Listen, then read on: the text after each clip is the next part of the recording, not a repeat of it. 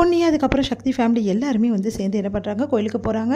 அங்கே வந்து பொன்னி வந்து பாடுறதுக்கான ஏற்பாடு என்ன நடந்துட்டுருக்கா, அந்த அக்காவை காணுமே அப்படின்னு சொல்லிட்டு போய் பார்க்குறாங்க. பார்த்தா வந்து யாருமே வரல. உடனே வந்து கேட்குறாங்க அங்கே இருக்கிறவங்ககிட்ட, யாரும் இல்லையா அப்படி சொல்லிட்டு. அங்கே இருக்காங்கம்மா அப்படி சொல்கிறாங்க. போய் பார்த்தா வந்து கூட வந்து 2 பேர் வந்திருக்காங்க. அவங்கள பார்த்துட்டு வந்து, என்னங்க நீங்கள் வந்திருக்கீங்க, மெயினாக பாடுறவங்க யாரும் வரலையா அப்படின்னோடனே, இல்லைம்மா யாரும் வரல, அவங்களும் வரல அப்படின்னோடனே ஃபோன் பண்ணி பார்க்குறாங்க. பார்த்தா வந்து, பொன்னி எனக்கு உடம்பு சரியில்லை பொன்னி, என்னால் வர முடியாது, நீ தான் கொஞ்சம் நின்று பாடி எல்லாரையும் வந்து கொஞ்சம் பார்த்துக்கணும் பொன்னி அப்படி சொல்லிடுறாங்க. என்ன பண்ணுறதுனே தெரியல பொன்னிக்கு. என்னக்கா நீங்கள் இப்படி சொல்கிறீங்க, சரி ஓகேக்கா அப்படி சொல்லிட்டு வச்சிடுறாங்க. ஆனால் பொன்னிக்கு ரொம்ப பதட்டமாக இருக்குது. எப்படி நம்ம மைக்கில் வந்து முன்னாடி உட்காந்து அவங்கள மாதிரி நம்ம பாட முடியும், இதெல்லாம் நடக்கக்கூடிய காரியமா அப்படி சொல்லிட்டு யோசிக்கிறாங்க. சரி வேறு வழியே கிடையாது, பண்ணி தான் ஆகணும் அப்படின்னு சொல்லிட்டு பொன்னி முடிவெடுக்கிறாங்க. இந்த சூழ்நிலை இங்கே எல்லாருமே வந்து சக்தி வீட்டில் வந்து எல்லாருமே பூஜைக்கான ஏற்பாடு எல்லாமே பண்ணிவிட்டு பூஜை பண்ணிகிட்ருக்காங்க.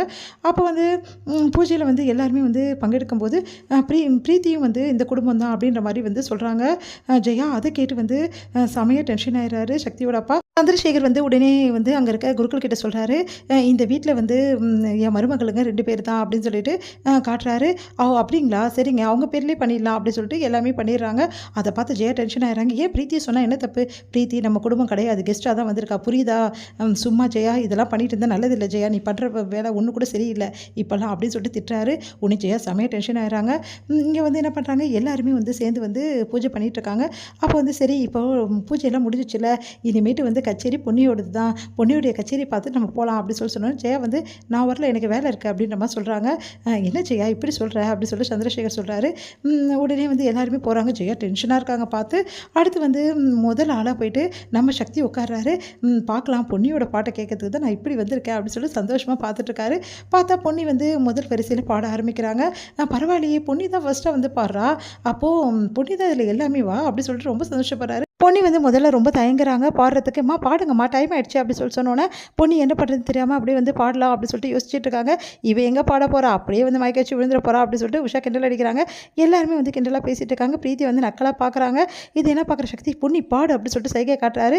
சரின்னு சொல்லிட்டு தினகாத்திரமாக பொன்னி பாட ஆரம்பிக்கிறாங்க. ரொம்ப அழகாகவே பாடுறாங்க. எல்லாருமே அசந்து போகிறாங்க.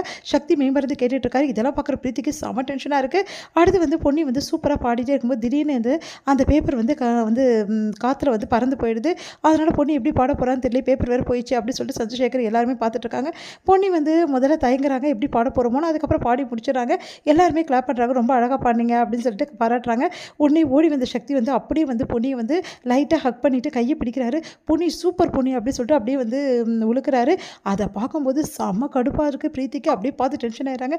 சக்தி என்னாச்சு அப்படின்னோடனே, எனக்கு எவ்வளோ சந்தோஷமாக இருக்குது தெரியுமா, எவ்வளோ நாளாக நான் இதுக்காக வந்து காத்துட்டு இருந்தேன், உனக்கே தெரியும்ல, எப்படிலாம் வந்து நீ பாடணும்னு ஆசைப்பட்டேன் பொன்னி, இன்றைக்கி நிறைவேற்றுற பொன்னி, இது கோயிலாக போச்சு, இல்லைன்னா அப்படியே தூக்கி சுற்றிருப்பேன் பொன்னி ஒன்று அப்படி சொல்கிறாரு. இதையெல்லாம் பார்க்கும்போது பிரீத்திக்கு அப்படியே வயிறு எரிச்சலாக இருக்குது. சக்தி இந்த அளவு வந்து பொன்னிக்கிட்ட நீங்கள் நெருங்கிட்டீங்களா அப்படின்னு சொல்லிட்டு செமையாக பார்த்து டென்ஷனாகி பார்த்துட்டே இருக்காங்க. இங்கே பொன்னி ரொம்ப சந்தோஷப்பட்டுட்டு இருக்காங்க. சந்திரசேகர் எல்லாருமே வந்து பொன்னியை வந்து பாராட்டுறாங்க. இதெல்லாம் பார்க்குற ஜெயாவுக்கு செம கடுப்பாக இருக்குது. இதோட முடியுது.